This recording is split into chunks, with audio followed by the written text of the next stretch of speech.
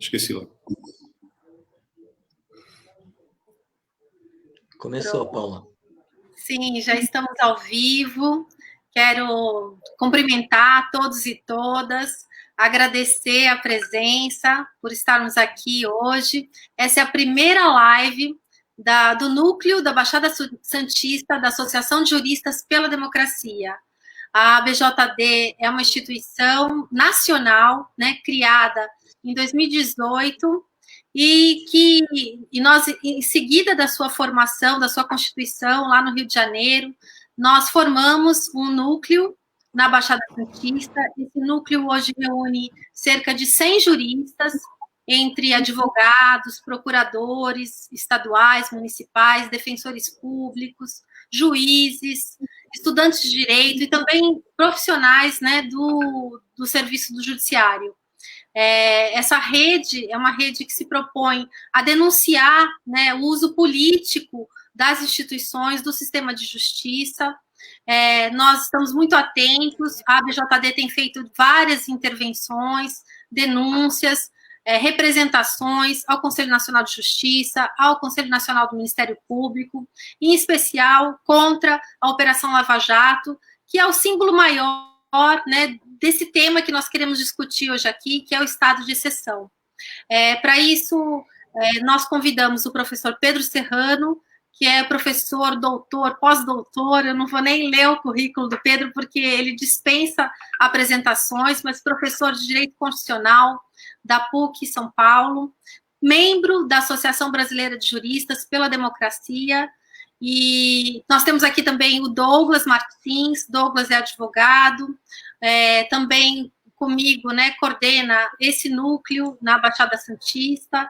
Ele vai se apresentar melhor para vocês, mas a ideia é que a gente esteja inaugurando aqui uma série de lives, né, que começa hoje e termina, a gente não sabe quando, mas a gente tem uma programação de seguir aí mensalmente, sempre na última quinta-feira do mês, abordando temas relacionados ao Estado, à democracia, aos direitos humanos. Sempre temas importantes da conjuntura nacional, para a gente socializar conhecimento e cumprir os objetivos, a missão da nossa instituição, que é denunciar o lawfare, denunciar o uso político das instituições jurídicas.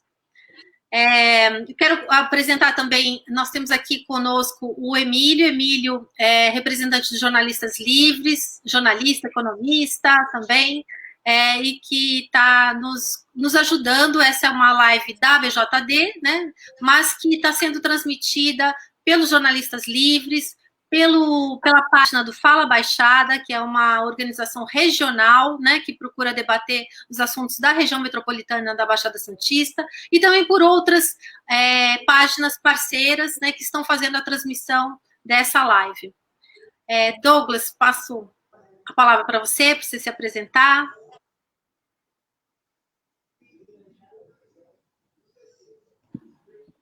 Bom, boa noite, Paula, boa noite, Emílio, boa noite, Pedro, boa noite às pessoas que nos acompanham aqui pelas redes sociais.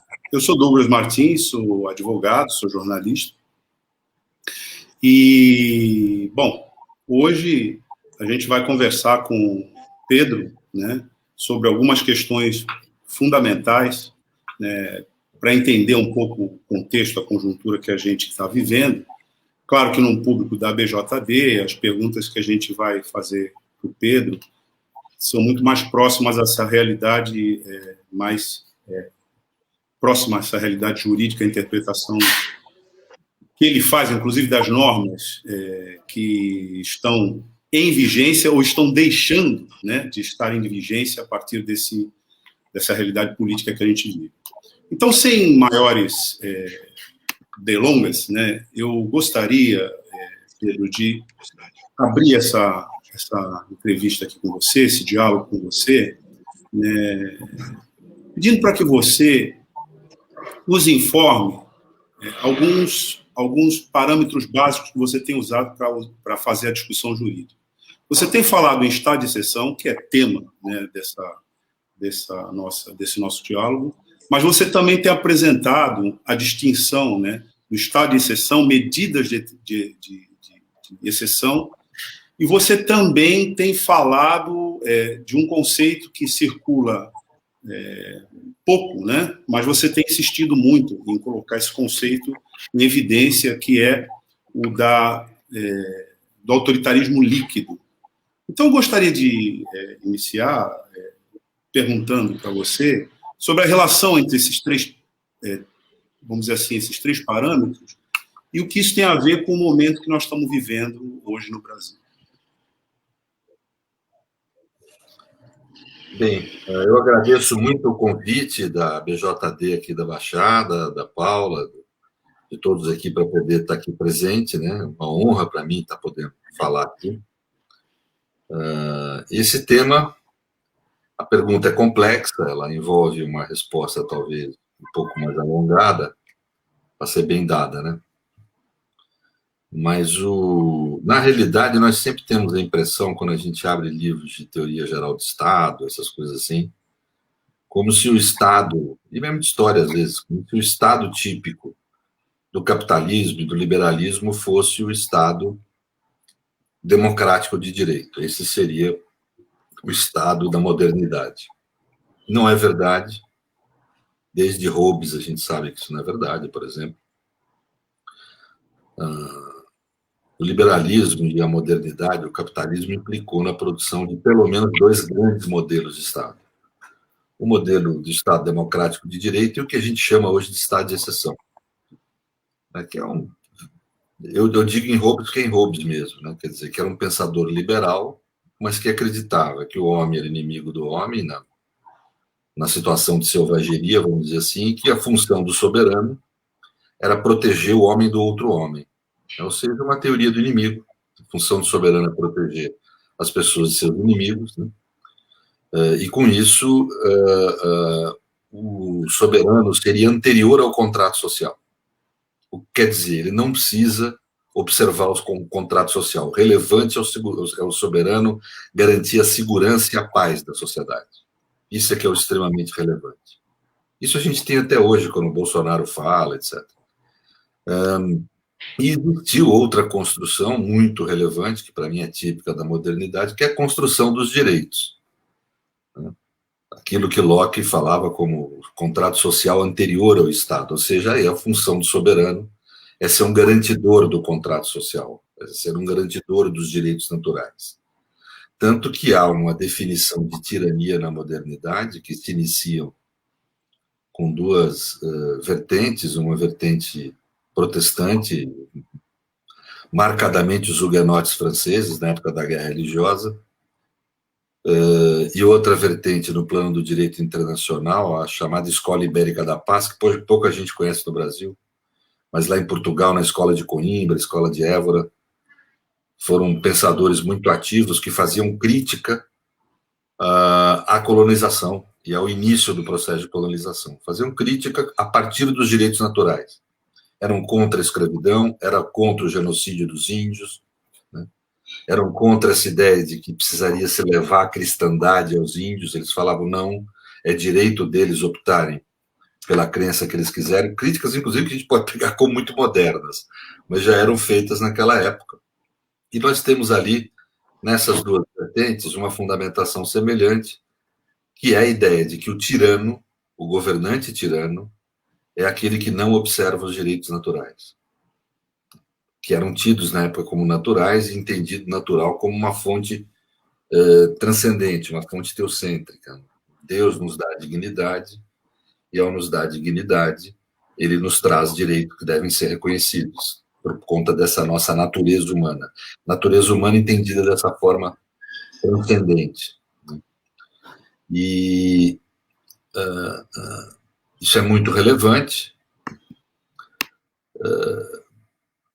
É uma nova concepção de tirania que a modernidade faz. A degeneração do tirano, do soberano em tirano.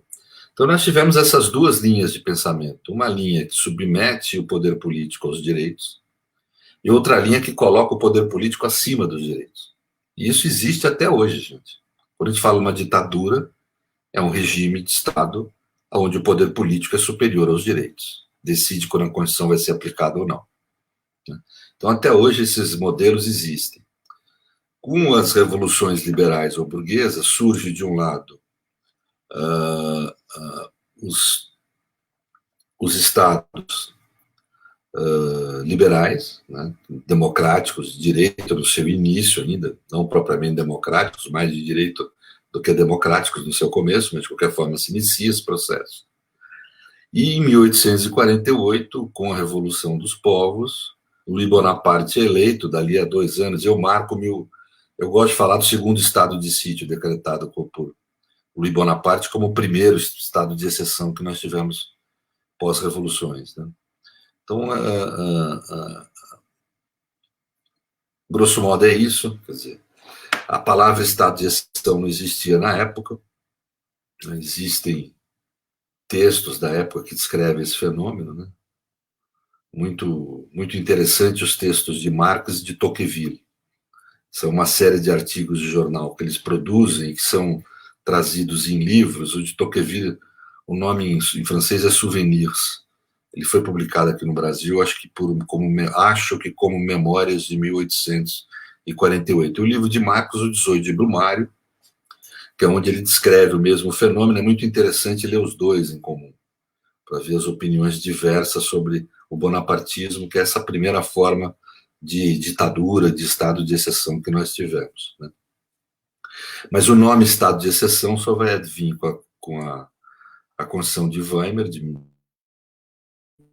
1919, onde no seu artigo 48 ela vai trazer a expressão de estado de exceção, que depois vai ser apropriada pela teoria geral do direito e pela teoria geral do Estado, pela teoria política, como uma categoria geral para designar, seja esses estados autoritários, sejam formas legítimas e democráticas de reagir a situações extraordinárias. É uma ambiguidade que o conceito tem, né? Mas a realidade é que, nesse sentido que nós vamos adotar hoje, que é o sentido mais negativo do conceito, é Carl Schmitt, um autor importantíssimo que estipula esse conceito, né? Ele vai imaginar essa ideia do Estado securitário, do Estado de exceção, como a centralidade do soberano, o poder do soberano, como uma manifestação do poder do soberano. Vai ter uma visão teológica. É difícil explicar isso para a juventude hoje, que não está habituada a estudos de política numa perspectiva teológica, né?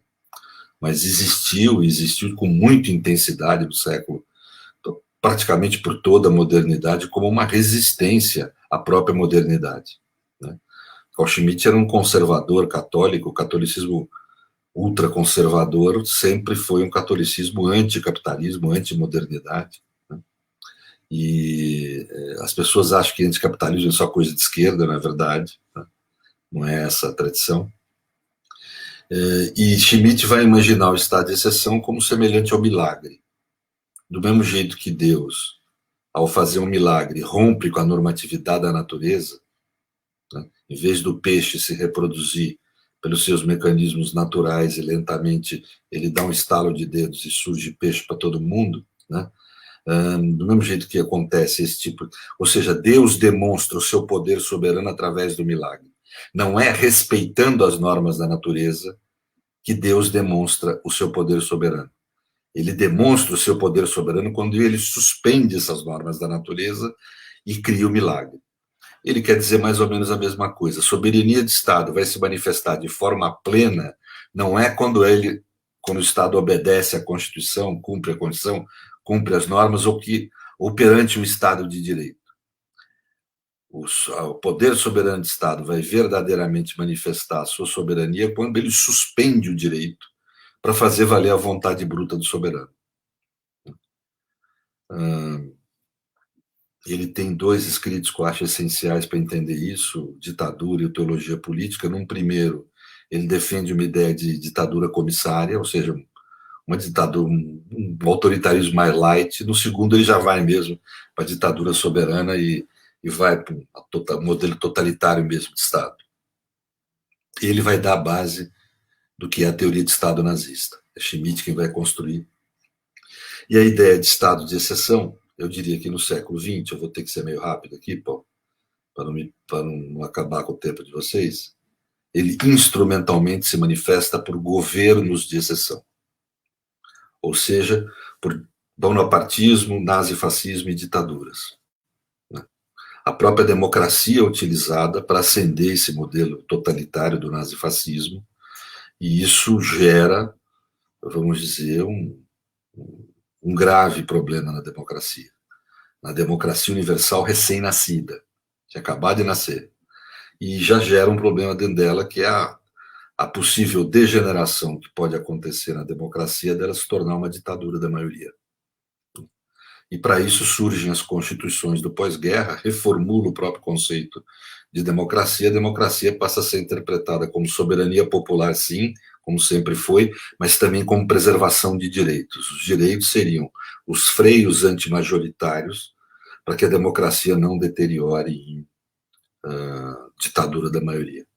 Essa foi a reação essencial que o direito do pós-guerra teve, seja através das constituições rígidas europeias, que passam a ser rígidas, você passa a ter constituições hierarquicamente superiores, que impõem opções ideológicas e políticas como intangíveis pela decisão política. A decisão política deixa de ser livre, portanto, a decisão judicial também. Seja através dessas constituições, no mundo anglo-saxão, lá dos Estados Unidos, através de certas decisões da Suprema Corte da década de 50, que vão, pela primeira vez, utilizar, vamos dizer, os mecanismos de decisão prévia, vinculando a decisão posterior, né? Então, os mecanismos de precedentes. Precedentes existiam na história do direito americano há muito tempo, mas era na década de 50 que eles vão ser mais intensamente impostos e na defesa dos direitos civis, né? Na mesma lógica das constituições rígidas do pós-guerra, na mesma lógica de defesa dos direitos humanos que o pós-guerra traz. O mundo europeu conhece um período bom de civilidade, talvez o melhor que a humanidade atravessou tenha sido nessa geografia Europa durante os 30, 40 anos posterior à Segunda Guerra. Nós tivemos o momento mais civilizado da vida humana no planeta até hoje, eu não tenho dúvida. Bem, então o que nós vimos é que no século XX o estado de exceção se manifesta instrumentalmente, e nisso não é que eu divirjo de Agamben, nem divirjo de Walter Benjamin, que eu acho que eu pego de outra perspectiva, introduzo a teoria do direito para poder entender como é que o estado de exceção funciona em termos instrumentais e práticos. Então aí que eu vejo que durante o século XX ele se manifestou por governos de exceção, enquanto que no século XXI ele muda, o autoritarismo muda. Ele passa a ter mais mediação com as formas democráticas para ser mais eficaz. Uma ditadura tem um poder muito mais intenso, mas ela é muito mais fácil de ser combatida e tem um período de poder, um tempo de poder menor, né? Então o autoritarismo vai se recriando, né? E ele se estabelece daí com uma nova forma que eu chamo de autoritarismo líquido, porque em vez de ser um governo de exceção, ele é produzido por medidas de exceção no interior da democracia, fragmentárias, né? Que faz liquefazer a distinção entre uma democracia e uma ditadura. Quando você vê um processo de exceção, por exemplo, contra Lula, você não sabe se você está numa ditadura ou numa democracia, quando você observa esse momento, né? Porque a medida de exceção tem essas características, uma roupagem de cumprimento da Constituição e das leis, mas um conteúdo político, não jurídico, um conteúdo político tirânico de persecução ao inimigo. Eu vou tentar ser muito rápido num tema que é longo, foi quase 20 anos de pesquisa, né? No primeiro mundo, nós temos essas medidas de exceção produzidas, às vezes, pelo legislativo, mas sempre trazendo o chefe do executivo como soberano que impõe e agencia essas medidas de exceção. Sempre num regime jurídico especial, diferente do direito penal comum. No direito penal comum continuam valendo os direitos humanos e as regras democráticas, mas num regime jurídico especial de segurança nacional, porque lá o inimigo é o estrangeiro, é o chamado de terrorista. Quem escolhe o inimigo o nomeia, porque é através da linguagem que se o desumaniza. Isso é algo natural do ser humano. Quando ele está brigando com alguém, a gente xingou, seu filho da puta. Isso é uma forma de desumanizar o outro. Ele não é mais o Pedro, o José, ele entrou numa categoria negativa. Ou seu ladrão, ou seu corrupto. São formas de você desumanizar o outro para, com isso, poder atacá-lo, se sentir legitimado a atacá-lo. Né? Então, isso é uma característica do ser humano utilizada na política, né? Dessa forma. Então, o terrorista é o inimigo próprio do primeiro mundo, né? E vai haver esse regime jurídico especial de segurança nacional, onde aí vão haver a suspensão.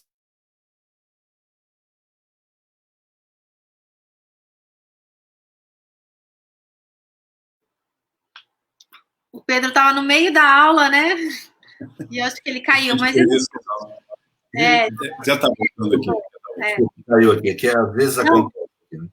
Tranquilo, Pedro. E tá ótimo, viu? Porque tá ficando muito claro. São conceitos complexos para se explicar assim, em poucos minutos, mas eu acho que você tá conseguindo ser bastante didático. Então, e aí essas medidas de exceção, elas, no primeiro mundo, vão ser produzidas assim, né? Com essas características e tal. Na América Latina, o que a pesquisa observou nossa é diferente. Aqui, o agente soberano que impõe exceção é o sistema de justiça, é o que nós observamos. E essas medidas de exceção são impostas pelo sistema de justiça se utilizando do direito penal comum, o que é trágico, porque não existe mais espaço de cumprimento dos direitos. A nossa situação é pior do que a do primeiro mundo. Né? Então, é pelo direito penal comum que vai haver a produção dessas medidas de exceção. Aqui no Brasil, a década de 90 é marcante. O pessoal fala da Lava Jato. Não, Lava Jato foi bem posterior. É da década de 90 que é marcante através da guerra às drogas. A guerra às drogas, que passa a ter como bastião a necessidade de um controle social intenso, vai eleger como inimigo primeiro o traficante. Vai dar esse nome, traficante, que é basicamente um segmento social específico, a pobreza, normalmente jovem e negro, né, que habita as periferias das grandes cidades brasileiras e os territórios, vamos dizer, habitados pela pobreza. Né? Então, normalmente, esse inimigo é negro, ele tem uma etnia, ele tem uma raça, né, e ele tem um segmento social específico, ele é pobre. Né? Então, ele começa sendo tratado como traficante, começa a se desenvolver uma técnica, o professor da Universidade de Frankfurt corretamente trata estado de exceção, e aí eu diria, por consequência, isso que eu chamo de medidas de exceção, como uma técnica, e começa a se desenvolver a técnica das investigações e dos processos de exceção, que tem uma roupagem de cumprimento do direito, mas no seu conteúdo nada tem de direito, são ações políticas de persecução a inimigos. E essa técnica é utilizada como forma de controle social no Brasil. Ela implica em várias características, que eu posso, se vocês me deixarem, explicar aqui, acho que pode ser relevante. A primeira dela, hipernomia. Na tradição do estado de exceção, o estado de exceção ocorre quando, como eu falei, quando é suspensa a normatividade. Portanto, ele ocorre numa anomia. Uma ditadura é assim, não há norma que a regule. Hoje nós estamos diferentes. Essa nova forma de autoritarismo, ele ocorre na hipernomia, há um excesso de normas sancionatórias, tanto em número de normas, como também no fato de você ter normas sancionatórias, normas de direito penal, por exemplo, produzidas com conceitos indeterminados, onde você pode sempre expandir, sem mudar a lei formalmente, você expande as condutas humanas que podem ser nela enquadradas. Então, potencialmente, a sociedade como um todo descumpre o direito penal. E aí sobra, para quem aplica o direito penal, um imenso poder seletivo de quem vai ser sancionado ou quem não vai. Então, o poder anômico acaba sendo do aplicador da norma. Ou seja, se utiliza uma técnica do Estado de Direito, que é produzir normas sancionatórias, para dissolver esse próprio Estado de Direito. Porque é simples, é óbvio que o Estado deve ser governado por leis, e é óbvio que as sanções devem ser estabelecidas por leis. Mas se essas leis punem potencialmente todas as condutas humanas, é a mesma coisa que não existir Estado de Direito. Para haver Estado de Direito não basta ter lei punindo o crime, tem que ter um monte de outras condutas permitidas e que não sejam consideradas crime. Aí você tem Estado de Direito. Você define a esfera da liberdade. Né? Quando você potencialmente estabelece qualquer conduta como passível de ser considerada crime, se dilui a lógica do Estado de Direito. Então, essa hipernomia é a primeira característica dessas medidas estrutural, dessas medidas de exceção. A segunda, uma interpretação privatizante. A hermenêutica que o juiz usa, em vez dele ir à norma e à Constituição, para interpretar o sentido público que está ali depositado, portanto, de dar ao caso concreto uma solução conforme o desejado pela Constituição e pelas leis, ele vai à Constituição e às leis para buscar argumentos para dar a solução de justiça que ele deseja. Portanto, ele se apropria, Wittgenstein que usa essa expressão, ele se apropria privadamente do sentido público que habita os direitos. Isso vai acabar gerando uma interpretação privada securitária do Estado de Direito, interpretações de exceção, que vão ir reduzindo a esfera de alcance dos direitos fundamentais. Isso é o que Ferrajoli chama de processo desconstituinte. Sem você retirar a Constituição do seu lugar formal, o judiciário vai estabelecendo formas de interpretativas dos direitos que vão reduzindo. E isso ocorre nos processos penais de exceção. De várias formas. A defesa só existe como uma maquiagem, não é para ser ouvida de fato. Né? O standard probatório requisitado para condenar alguém é extremamente reduzido, quase a zero. Né? O espetáculo passa a ser um elemento constituinte do processo. Eu espetacularizo o processo, né, com forma de sua legitimação, ou seja, não busco a legitimação na Constituição. Eu busco a legitimação no espetáculo e na opinião pública majoritária construída a partir disso. Né? Ou seja, tem uma série de características que eu vou procurar, mas aí isso vai se desenvolvendo, o processo penal de exceção, como uma técnica. Eu prefiro do que lawfare, viu, Paulo? Lawfare, para mim, é um conceito estratégico, não tem muito a ver com teoria do direito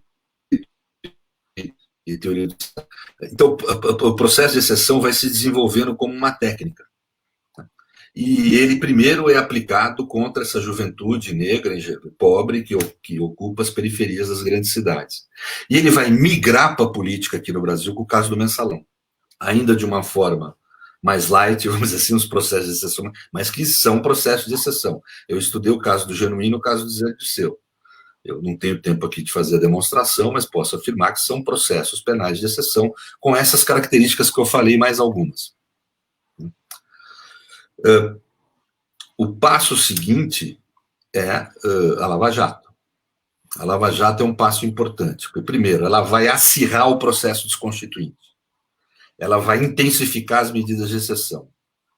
Os direitos vão sofrer mais restrições. Você passa a ter prisão para fim de delação, você passa a ter uma série de condutas tirânicas por parte do Estado. Agora, como o autoritarismo lícito é um autoritarismo mais inteligente, a Lava Jato reflete essa inteligência. Porque, primeiro, ela captura efetivamente casos em que houveram corrupção. Desculpe o pessoal de esquerda, mas é um terraplanismo dizer que não houve corrupção na Petrobras. Houve. Né? Também é um terraplanismo dizer que os partidos políticos, só que daí não só os de esquerda, mas que o sistema político brasileiro não dependia de contribuições ilícitas. Os próprios tesoureiros do PT reconheceram isso. Né? Então, havia esses dois elementos que são reais, que foram capturados.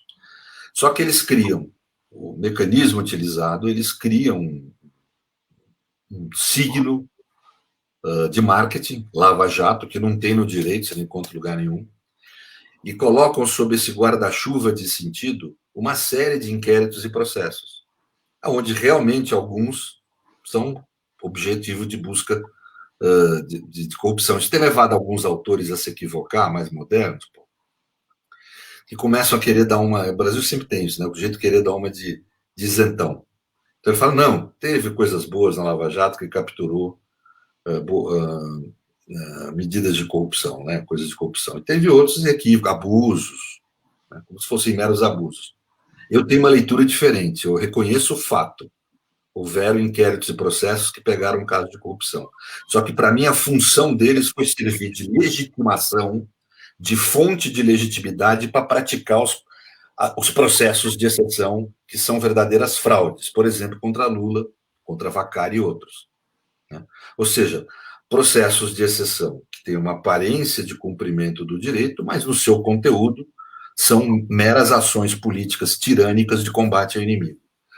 Agora, com esse negócio de vaza-jato, fica mais fácil ver isso. Mas eu já falava isso antes de ter sequer se imaginar o negócio de vaza-jato.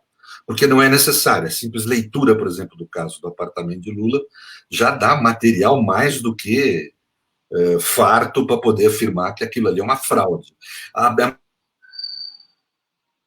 exceção, quando se manifesta como processo penal, ela sempre tem essa característica de fraude. Uma aparência de cumprimento da lei num conteúdo que nada tem a ver com o cumprimento da lei. Então, o que nós tivemos foi isso, quer dizer, agora estão se revelando aí mais coisas, parece que havia quase que uma organização criminosa dentro do sistema de justiça para poder promover isso. Mas o mecanismo é esse. Não é que não há corrupção no caso da Lava Jato, houve casos, sim. Só que esses casos servem de legitimação para fraude. Agora, por exemplo, que está se cogitando a anulação do caso do presidente Lula, que tem que haver, agora não vejo como o judiciário não fazer isso, né? Vocês veem, por exemplo, o ministro Barroso vir a público falar, não, mas estão atacando a Lava Jato, e o caso tal que pegou corrupção, e o outro caso, e aquele caso do sujeito que estava com dinheiro no apartamento. Quer dizer, ele dá uma série de casos, nenhum dizendo respeito ao caso Lula. Nada a ver com o caso Lula. Agora, ele usa esses casos como legitimação porque foi feito com Lula. Então, é esse o mecanismo que nós temos que entender. Então, não dá para pôr a posição de isentão e falar Lava Jato foi boa. Não. O que ela fez de bem, a finalidade era fazer o mal. Ou seja, o que ela realizou de bem, que era capturar a corrupção, é só para servir de fonte de legitimação, e isso está nos discursos deles. Está na fala da Globo, né? E aí eu falo do outro elemento que serviu também importante, que é o do espetáculo. Eu esqueci de falar, no processo penal de exceção sempre tem o espetáculo, a espetacularização. Quem aqui já é um pouco mais velho, como eu, lembra, no começo da década de 90, a espetacularização do combate ao tráfico, como isso foi realizado com o espetáculo, né? Bem, esse tipo de espetáculo foi gerando na sociedade brasileira uma ralé, que na área de usa essa expressão, mas é fundamentalmente um grande contingente populacional, para ser sintético aqui, que reivindica o Estado securitário no lugar do Estado de Direito, que passa a ter uma postura disruptiva em relação à democracia e à Constituição, né? Isso passa a ser um populismo de extrema-direita, que não foi criado por outro ambiente, senão pelo próprio sistema de justiça. E a Lava Jato vai ter algumas tarefas importantes no plano da política em relação a isso. Primeiro, Heraclia, o ambiente social, o circuito afetivo, a expressão que eu gosto de usar, não tenho tempo de explicar o que significa aqui, mas é isso. O circuito afetivo social propício a realizar o impeachment inconstitucional de Dilma Rousseff. A segunda grande categoria de medidas de exceção que nós observamos na América Latina são os impeachments inconstitucionais. Eu estudei o caso de Honduras, estudei no Paraguai, estudei as tentativas na Argentina e estudei o caso de Dilma, né? São casos também fraudulentos. Há uma aparência de cumprimento da Constituição, mas o conteúdo da medida é político-tirânico. Só que há um equívoco, acho, na leitura da maior parte dos cientistas políticos brasileiros, que tratam como um golpe parlamentar. Foi um golpe judiciário, porque foi o sistema de justiça, e através da Lava Jato em especial, quem criou as condições políticas, e o parlamento seguiu esse caminho como sempre faz.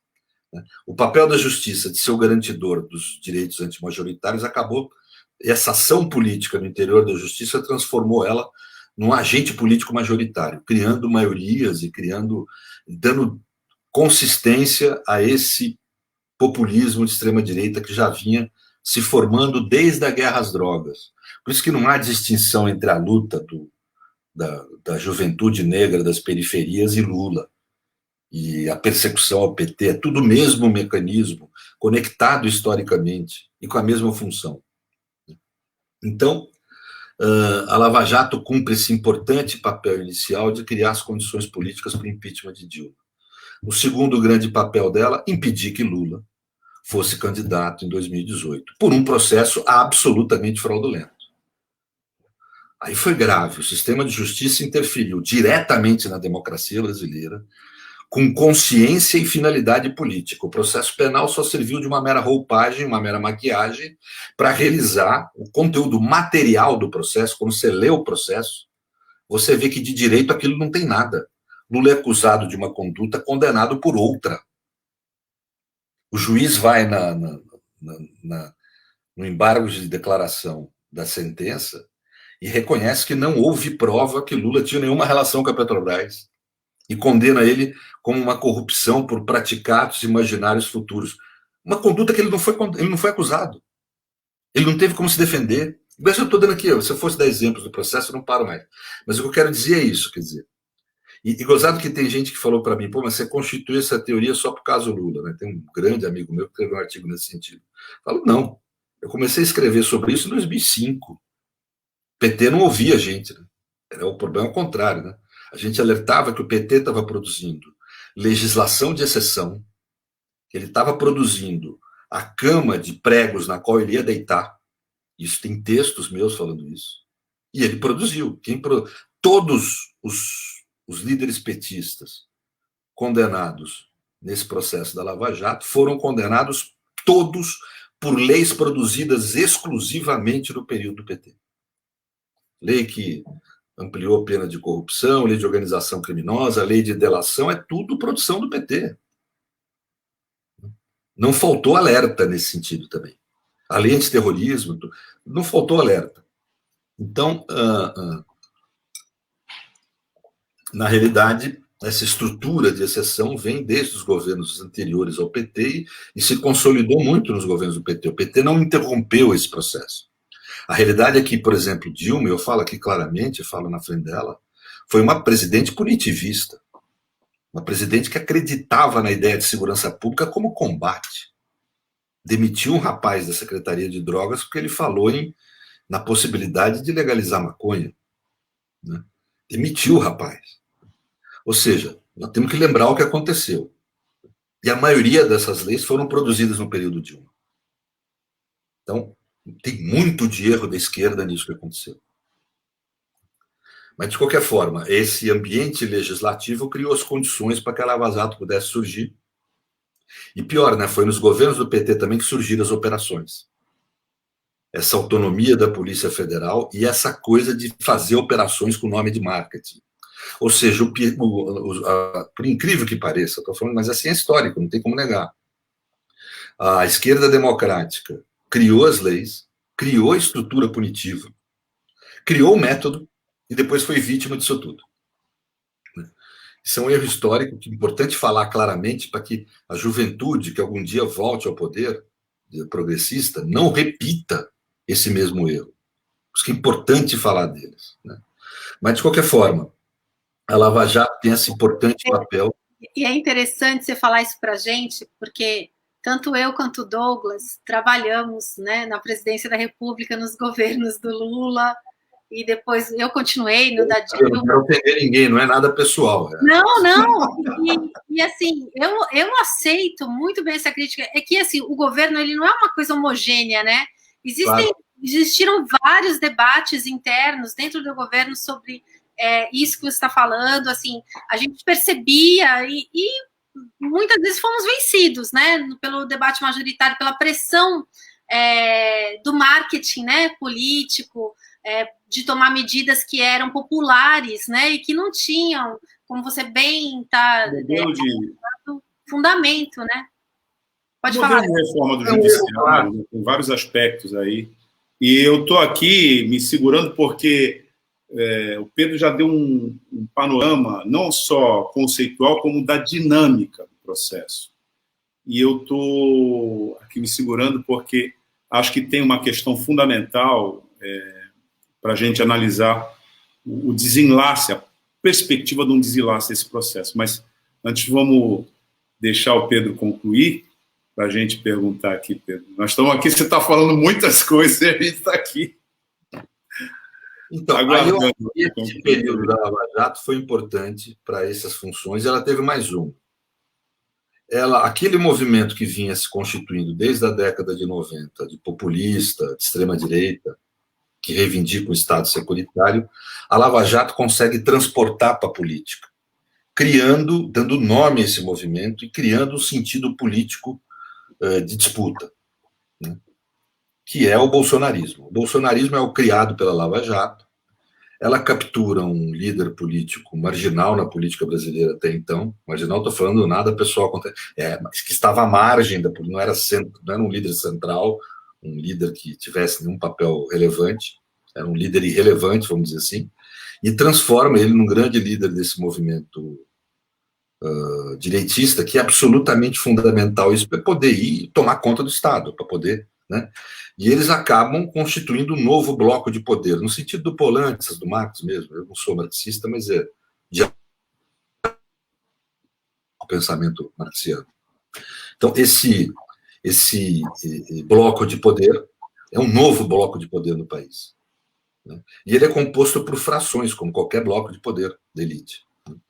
Você vai ter uma fração que é o bolsonarismo, vamos dizer, estrito sensu, né? Que é o bolsonarismo de Bolsonaro, digamos assim, que é um bolsonarismo que tem como base parte das Forças Armadas, as milícias, as PMs, né?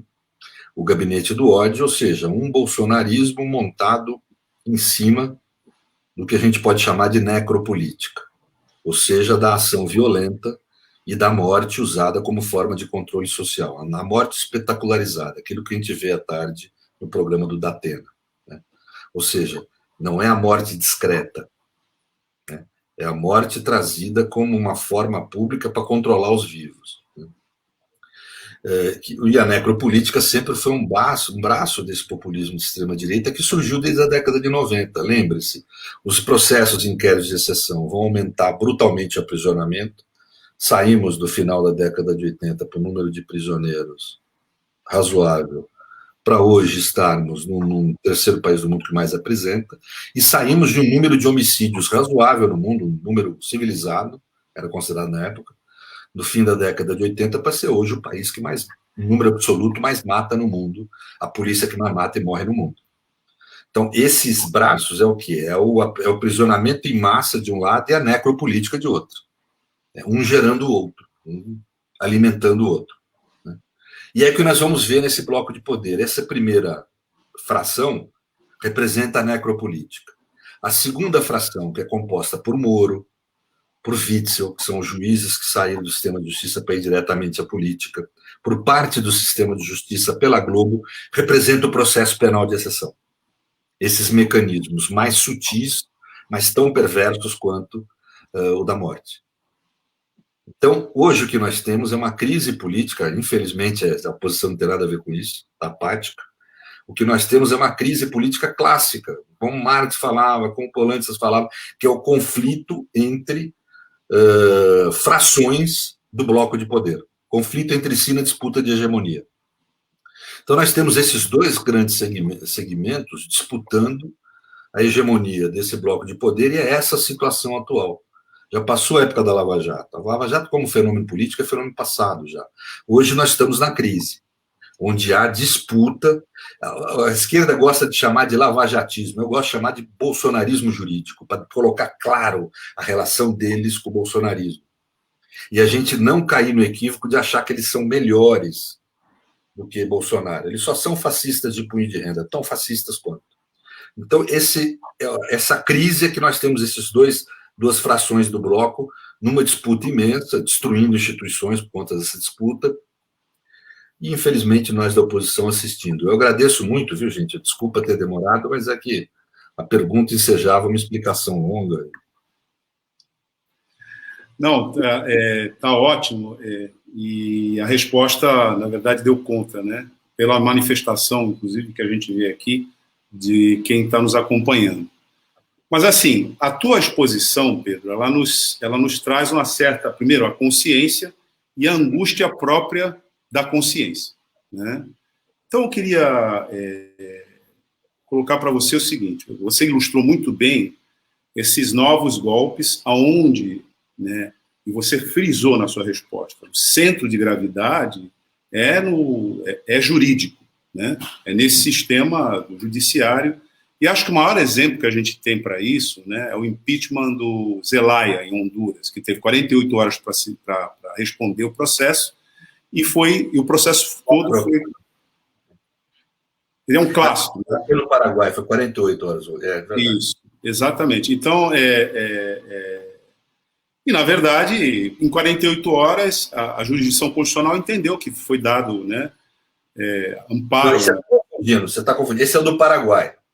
Sim. Hugo. Do Paraguai. Isso. 24 horas. O Zelaya, a ordem foi dada diretamente pelo judiciário. Exatamente. Mandou prendê-lo. Isso, desculpe. Mas, então, de qualquer forma, os dois exemplos, né, eles ilustram essa modalidade que você bem colocou aqui, vamos dizer, do simulacro. Mas a pergunta que eu queria te fazer é a seguinte. Recentemente, foi publicado um livro, né, Conversa com o Comandante, que reproduziu ali o tweet, né, que foi confessado pelo general Vilas Boas como um tweet corporativo da cúpula do Exército. Mas o principal desse livro está num capítulo que chama-se Dilma, onde ele abertamente diz que a Dilma traiu, né, as Forças Armadas por conta da maneira como ela conduziu a Comissão da Verdade. Então, eu queria aproveitar esse fato para te perguntar o seguinte: diante do que você coloca,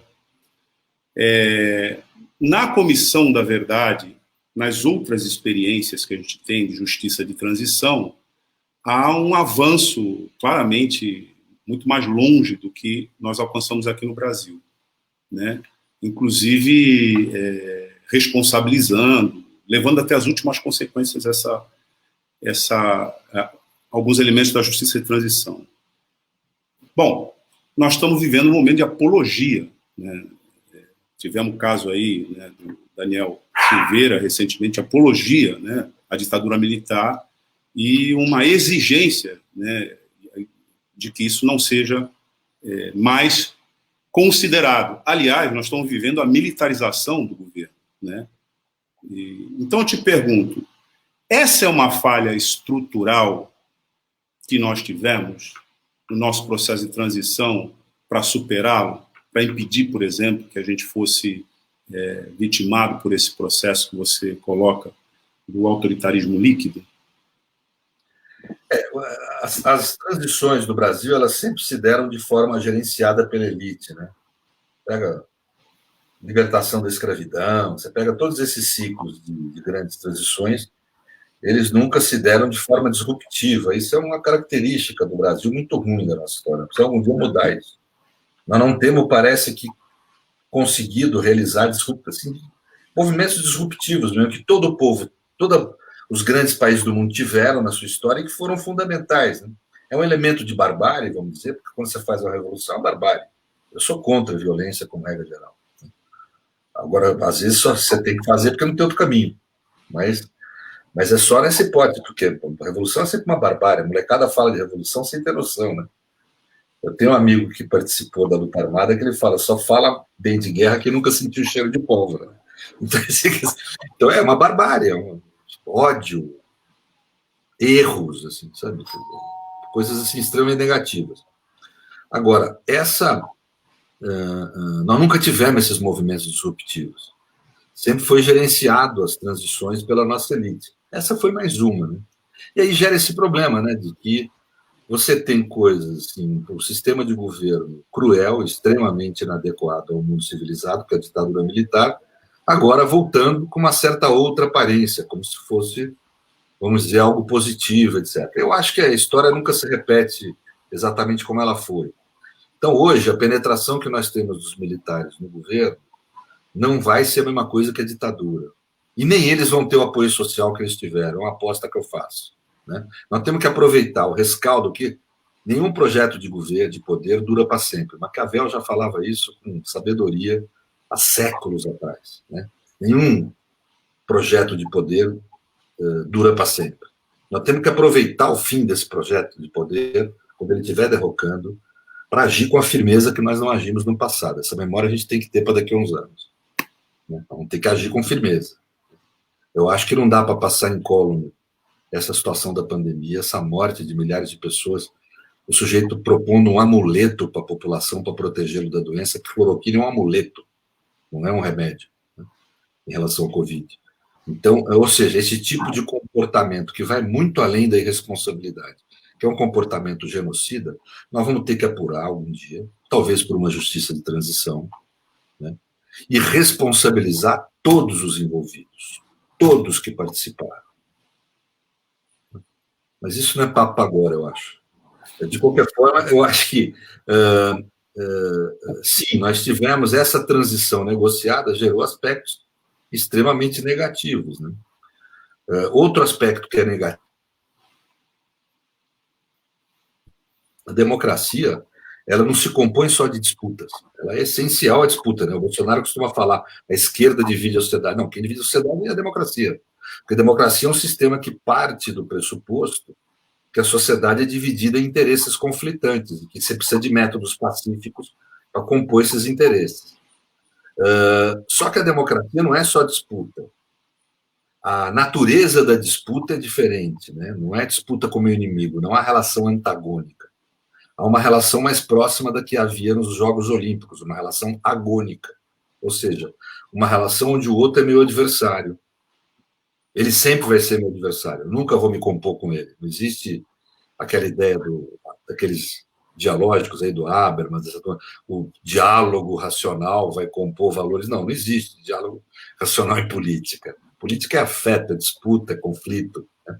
Eu nunca vou, um jeito de esquerda, um cara de direita, nunca vão se conciliar. Pode conciliar uma situação específica, mas em termos de programa e de visão de mundo, são visões de mundo muito diferentes, não vai haver conciliação possível. Mas eu enxergo que o cara de direita é importante ele existir para que exista uma sociedade livre. Ou seja, ele não é meu amigo, meu inimigo, que eu quero matar, que eu quero suprimir da vida política, social e às vezes da própria vida física. Ele não é meu inimigo.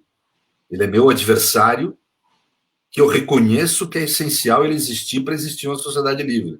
Como nos Jogos Olímpicos, é essencial existir o meu adversário para que haja jogo, né? Então, a democracia, isso vai formando o quê? Aquilo que Dwork chama de um common ground, um solo comum de valores. Ao mesmo tempo que há divergência profunda, há também valores em comum. A gente reconhece, vamos reconhecer que a adesão da maioria, vamos reconhecer que tem que ter eleição livre, vamos reconhecer que tem direito de liberdade, tem direito de igualdade, as pessoas, para serem condenadas, têm que ter direito de defesa. Você compõe um common ground. Isso é que é a dificuldade da nossa democracia. Porque num país com tamanha desigualdade social, com formas de vida tão diferentes entre si, veja a vida de quem mora nos jardins, veja a vida de quem mora na favela. São formas de vida muito distintas. Como é que eu componho um common ground de fato? Como é que eu componho um solo comum? Principalmente que esse solo comum vão ser direitos. E a imensa maioria da população só conhece o Estado como fonte de obrigação. Os direitos nunca foram universalizados. Então, essa falta de common ground é que é a nossa crise. Agora, essa falta de common ground existe por causa da profunda desigualdade social. Por isso que eu não acredito em democracia no Brasil, que não seja construída a partir de um combate às injustiças sociais. Por isso que eu não acredito que aqui liberalismo funcione. Liberalismo econômico radical, liberismo, que falava o Melchior, né? E quero insistir, não sou marxista, não sou um homem de esquerda nesse sentido, sou um homem de centro-esquerda, acredito que o capitalismo pode ser tocado de forma humana e acho que ele ainda é o melhor sistema que nós encontramos. Então, estou colocando aqui bem claro, eu sei que o nosso público é de esquerda e vão se decepcionar, mas eu tenho que ser honesto. Mas a realidade é que não há como, através do mecanismo liberista, desse neoliberalismo que chamam, dessas formas de mercado absolutamente livre, a gente conseguir consolidar a democracia no Brasil. É impossível. Isso só vai radicalizar mais a concentração de riqueza e formas de vida diferentes. Só se constrói uma democracia no Brasil a partir da ideia de justiça social, que não é uma ideia liberal. Os liberais defendem o fim da miséria. Isso é verdade. Eles defendem o fim da miséria. Eles acham que o patamar mínimo da vida social tem que ser digno. Falo dos pensadores liberais dignos também, né? Eles acham isso. Mas eles não aceitam a ideia de combate à injustiça social, à desigualdade social. Eles acham que não existe esse conceito de justiça social. Né? Portanto, somos só nós, sobra para nós a bandeira do combate à desigualdade e, por consequência, tem sobrado para nós a bandeira da defesa da democracia e dos direitos. Os liberais estão cometendo esse imenso erro conjuntural, que é abrir mão da defesa dos direitos de liberdade. E nós temos empunhado essa bandeira. Nós vamos ter lucro, ganho com isso. Não tenho a menor dúvida. Mas então é isso. O que eu acho que eu queria te responder nisso aí.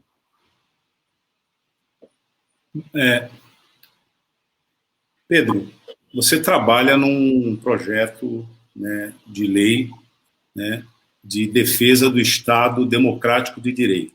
Isso, nesse contexto, inclusive, que nós vivemos hoje, passa, inclusive, pelo debate recentemente, aliás, o debate atual, né, do fundamento utilizado para a prisão do deputado Daniel Siqueira, que foi feito, inclusive, com base na Lei de Segurança Nacional. Então, você tem, né, uma contribuição importante num projeto, né, que hoje é projeto de lei, em trâmite na Câmara, de um mecanismo de defesa do Estado Democrático de Direito que a gente não tem. Você poderia falar com a gente um pouco sobre isso? Então, é exatamente nessa linha do general que você falou, etc. Nós temos que ter uma legislação mais moderna para proteger a democracia. Todas as democracias do mundo têm legislação semelhante. Na Alemanha, a Lei de Defesa da Constituição, tem na Bélgica, tem na França, você tem todos os países, Itália, você tem todos os países. Aqui na América Latina, diversos. O Chile tem projetos ótimos. Então, ou seja, você tem aí... a democracia, gente, não é um regime neutro. Ele é um regime que tem que ter mecanismos de defesa do Estado, mecanismos violentos.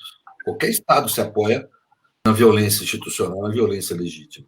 Então, precisa ter mecanismos de defesa das instituições democráticas e do Estado democrático. Né? Hoje, o que nós temos é a Lei de Segurança Nacional, que é um entulho. Ela é feita com base na teoria do inimigo interno de Schmitt, quer dizer, ela tem um profundo traço nazifascista. Né? E ela visa combater o crítico, o opositor, como inimigo de Estado. O artigo 26, por exemplo, diz que qualquer crítica que você fizer ao presidente da República que seja detrimentoso à imagem dele, né, é crime contra a segurança nacional. Vejam o que é isso. Que quando eu chamo Bolsonaro de genocida, eu estou cometendo um crime contra a segurança nacional. Esse é um instrumento que nós tivemos que usar agora, até entendo o argumento prático. No caso do tal do deputado lá, o Daniel Silveira, não tinha outro instrumento para usar. Tudo bem, concordo, é um argumento prático. Mas é uma excrescência esse instrumento. Nós temos que mudar. Então, a ideia do projeto de lei é alterar, revogar a Lei de Segurança Nacional e produzir uma lei mais moderna. Essa tentativa já existe faz tempo no Brasil. O primeiro foi do Hélio Bicudo, em 1990, e até hoje são vários projetos, tanto que estão lá, a gente pode usar todos para poder discutir, não precisa pegar um especial, né? Mas podemos pegar todos. Mas aqui no Brasil é sempre essa gambiarra, né? Por um lado, nunca se aprovou a lei que revogasse e substituísse a Lei de Segurança Nacional, por outro lado, também não se usava a lei. Então ficou aquela coisa assim, né? É tipo assim, é inconstitucional você chegar num edifício privado e o cara te exigir documento e reter o teu documento da portaria. Mas o brasileiro vai lá, dá a carteirinha do Clube da Xuxa, o cara aceita. Quer dizer, é o nosso jeito de ir resolvendo as coisas. Então, foi utilizado muito poucas vezes a Lei de Segurança Nacional desde 88. Foi uma vez lá que teve uma secessão, tentativa de secessão no Sul, uma vez ou outra. Não foi relevante. Agora, no governo Bolsonaro, que ela passou a ser usada. Nós temos 40 pessoas investigadas por Lei de Segurança Nacional. Jornalistas, cartunistas, até ministro do Supremo. Então, esse é um fenômeno recente, esse uso da Lei de Segurança Nacional, é muito perigoso. Né? Então, aí que a proposta surgiu com a liderança do Paulo Teixeira, e eu reuni um grupo de juristas, o Lênin Streck, o Marcelo Catoni, o Eugênio Aragão, a Carol Proner, a Juliana Serrano, o Fernando Ité, o Juarez Tavares, gente da melhor qualidade, o Martônio, lá do Valverde, lá do Ceará, quer dizer, um pessoal da melhor qualidade, que produziu essa lei com base em pesquisas mesmo, que os meninos fizeram por mais de um ano, pesquisa na legislação europeia, latino-americana, ela mais reproduz até dispositivos, só que uma forma brasileira que a gente abrasileirou, no sentido de tornar os tipos penais mais específicos, para menor possibilitar o uso inadequado da legislação. Foi uma preocupação quase neurótica nossa, principalmente pelas lideranças de movimento popular, né, que sempre são vítimas disso. Né. Mas então é um projeto que está aí para debate. Já vamos aperfeiçoar um pouco agora, com esse caso do Daniel, nós resolvemos incluir um artigo agora de penaliza o discurso de ódio contra a democracia. É que veja a dificuldade. Como é que na hora de se escrever, você imagina, Paulo, escrever um projeto de lei, você vai diferenciar o discurso de ódio, que é algo inaceitável na democracia, o discurso de ódio contra a democracia, da crítica intensa, que é aceitável, a gente tem que conviver. Né? Então, não é tão fácil redigir essas coisas, mas a gente está tentando. Então, acho que é uma saída que tem. Né? Agora, tem uma outra que eu acho que depois dessa decisão do Daniel, que talvez seja mais rápida, que era enquanto não sai o projeto de lei, a BJD, alguma entidade nacional, ou algum partido, ingressar com uma DPF para interpretar a Lei de Segurança Nacional de uma forma restrita, para não causar muitas vítimas aí, entendeu? Acho que, em suma, é isso, Cláudio. Não, perfeito. A gente já está chegando aqui no nosso momento de conclusão, né? A ideia é que a gente ficasse 1 hora ao vivo, e eu acho que a gente termina bem, porque está apontando aí perspectivas, né? Como essa nova lei, né, para substituir a Lei de Segurança Nacional, e também de medidas que podem ser tomadas por instituições como a nossa, a Associação de Juristas pela Democracia, para preservar... Só para terminar de explicar, não é que eu não acho correta a prisão do deputado, foi correta no plano material. Só que ela tem um custo, é que nem quando você sara um corpo, o médico sara o corpo, mas ele tem que sarar cortando uma perna. Não, Pedro, isso ficou claro. Então agora a gente tem que mitigar isso, nós temos que ser espertos e assim ser atilados para poder imediatamente mitigar isso que fizeram. Não vamos sair festejando a prisão do cara, ou está tudo bem. Não, ali pela primeira vez, desde 88, no plenário do Supremo, a Lei de Segurança Nacional foi reconhecida como excepcionada. E ainda juntaram com aquela ideia maluca de crime permanente na internet. Quer dizer, ou seja, é perigoso aquilo. Nós temos que já sair em combate ao eventual abuso antes que ele aconteça. Né? Perfeito. Eu acho que a gente não pode... A gente tem que aprender com os erros, pelo menos isso, né? E não cometer os mesmos. Então, eu não sei, da minha parte, eu acho que a gente podia encerrar, se você quiser fazer alguma consideração final, Pedro. Não, eu agradeço muito o convite, viu, Paulo? Uma honra. Obrigado, Douglas. Uma honra para mim estar aqui. Eu espero que seja um sucesso essas lives que vocês vão fazer. A ABJD é uma instituição extremamente relevante para o país hoje. Ela aqui na Baixada tem um significado muito importante pela tradição que a Baixada tem de ser um polo de luta, né? De transformação, etc. Tal, né? Um polo antigo. Né? Então, eu creio que a BJD da Baixada vai ter um papel absolutamente significante, não só para a Baixada, mas para todos nós. Eu agradeço muito a oportunidade. Nós que agradecemos, Pedro, a tua presença aqui, virtual, né, ainda que seja, prestigiando essa série que a gente inaugura hoje, e aproveito para convidar todos que estão nos ouvindo, para que participe dessas lives. Provavelmente no mês que vem a gente vai falar sobre direitos da mulher, aproveitando, né, que é o mês de março, o mês que marca, né, o Dia Internacional da Mulher, e cada mês a gente vai tentar trazer um tema interessante, sempre para uma abordagem jurídica, olhar nessa perspectiva, porque a gente já tem muitos espaços que estão fazendo a discussão política, né, geral, mas falta, eu acho, ainda esse debate mais no aspecto jurídico, que é claro que está sempre tudo entrelaçado, mas é importante para que a gente fale com os nossos pares, né? E todos saibam, um convite também para todos os advogados, estudantes de direito, né? Professores da área, né? Que estejam aqui nos ouvindo, que queiram participar do nosso núcleo, né? Nós estamos trabalhando desde o ano passado, de forma virtual, então todas as nossas reuniões têm sido feitas de forma virtual, e agora os nossos debates, né, vão ser feitos através dessas lives, com o apoio aí dos jornalistas livres e de outras instituições parceiras. Douglas, você encerra, então? Ah, sim. É uma honra para mim encerrar, né? Primeiro, agradecer, né, a paciência, né, de certa maneira didática, né, que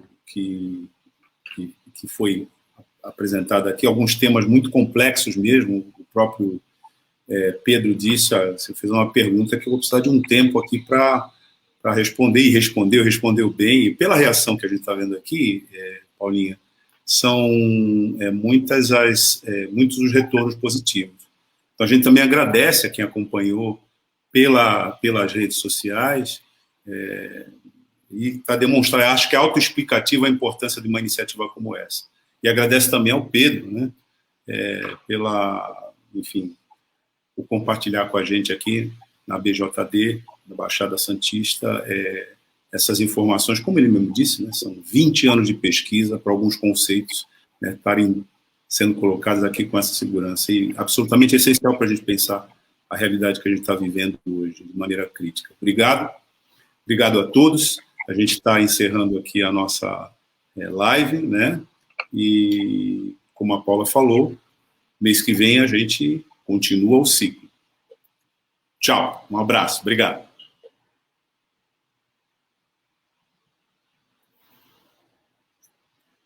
O Emílio tem que tirar a gente do ar.